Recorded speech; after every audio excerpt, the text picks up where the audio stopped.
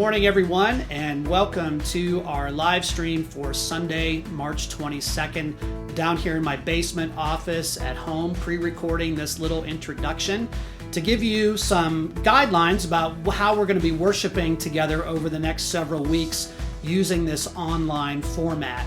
First, I want to thank Sam Hastings, our Director of Communications and Youth Ministry, for editing and putting together our live stream each week. It's a lot of work. Make sure you pass on your thanks to Sam.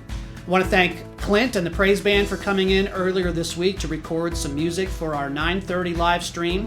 I want to thank Lynn and Susan and our choir for recording some great music in previous services that we're using during our 11 o'clock live stream. Music helps us to feel even more connected to one another, and it makes us feel as though we're gathered together even though we actually cannot be at this moment.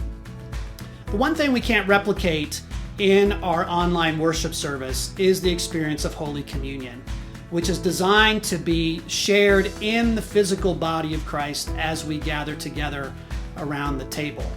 A lot of churches are attempting online communion. I did some research on that, and our United Methodist doctrine doesn't really permit us to do online communion.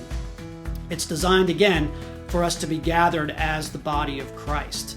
And so we're not able to share in Holy Communion during this time. And even if we wanted to do online communion, it's getting more and more difficult to find bread and grape juice at the grocery store anyway. So we're going to encourage a different practice during these times when we are together online on Sunday morning. It's another ancient form of spiritual meal. It's not the sacrament, but it's called the love feast. This was practiced in the early church.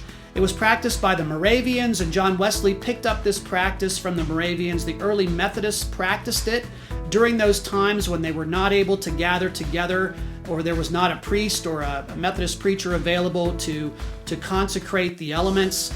This was not exactly a substitute, but a different way of sharing in the body of Christ around a table.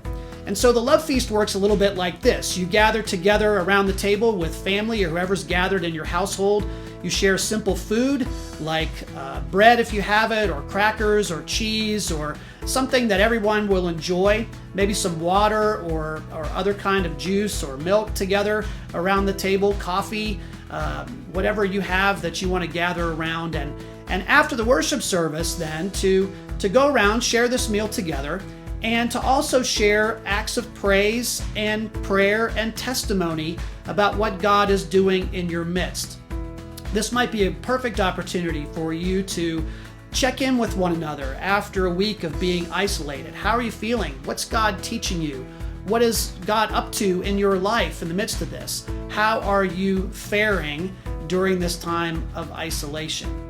Give praise to God and pray together for God to do a new thing, even in the midst of all of this coronavirus crisis. Have an opportunity to look one another in the eye and remind one another that you are members of the body of Christ, and that we're connected to Christ, that He's present with us, even when we're not able to be together with our church family. I want to encourage you to engage in that love feast over the next several weeks. My prayer is that as Lent progresses and as we get toward Easter, at some point here, we're going to be able to gather back together and celebrate resurrection and celebrate the sacrament together once again as the body of Christ in the way that it was intended for us to share it. In the meantime, I hope that you will engage our live stream, that you'll share it with others, that you'll take the opportunity to comment and ask questions about the sermon or anything else that's on your mind in the comment section on Facebook Live, or to email your comments to us here at the church. We would love to hear from you and know how we can stay connected to you and how we can help you in these days ahead. May God bless you, and may you feel blessed by our worship service this morning.